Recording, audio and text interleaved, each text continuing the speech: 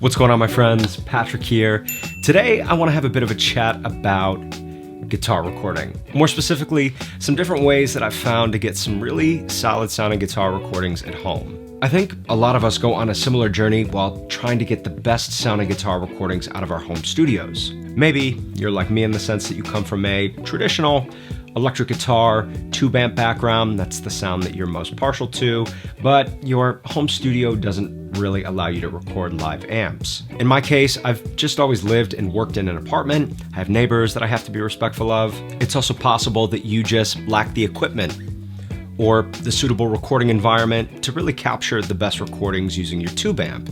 So the first place that a lot of us start is by recording direct into an audio interface. You throw on a stock amp sim plugin and some effects, and when you're first starting out, this is a totally suitable way to get some really usable guitar tones.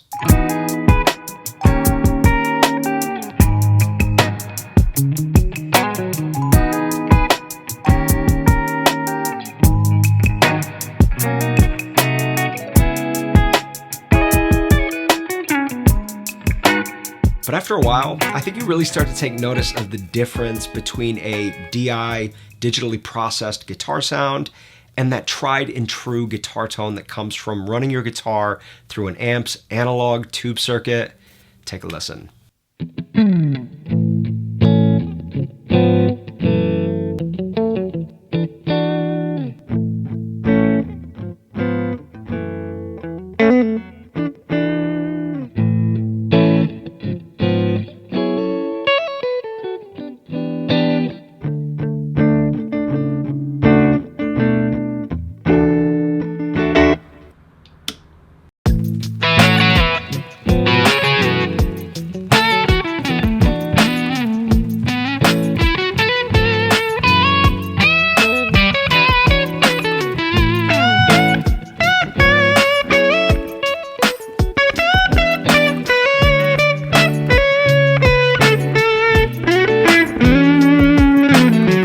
There are so many different routes you can take when upgrading your guitar sound and your recording setup. We're really lucky to live in a time where we have access to so much new guitar tech in the form of amp profilers, modelers, digital amp and cab plugins, all-in-one multi-effects pedals. We really have a luxury of options. For the last couple of years now, I have been recording through an amp that has a line out feature on the back, which is one of those options that I don't hear talked about too often. A line out on an amp can be used in a variety of different ways, one of which is running your amp's output directly into your audio interface. This allows your guitar signal to obviously pass through a tube amp before hitting your audio interface, which for me kind of blends a nice combination of analog and digital DI guitar recording. You're able to add in some of that warmth and saturation from the amp's tube circuit while still maintaining the control and consistency of a direct signal workflow. This amp is the Supro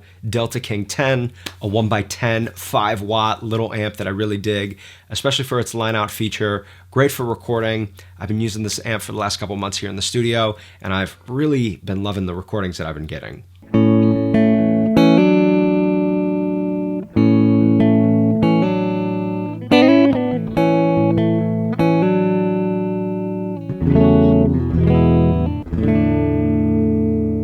Now, in my opinion, where things start to hit a sweet spot is when you take the line out signal from your tube amp and you start to mix in some of your favorite amp and cab plugins.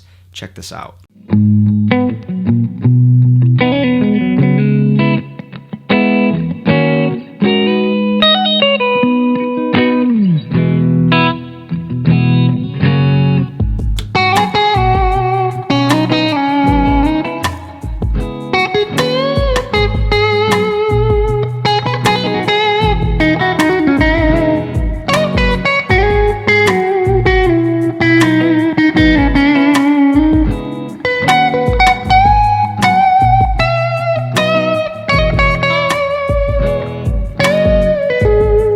Now, before people start to come for me in the comments, listen, I always think you should play what you're inspired by, play what sounds good to you.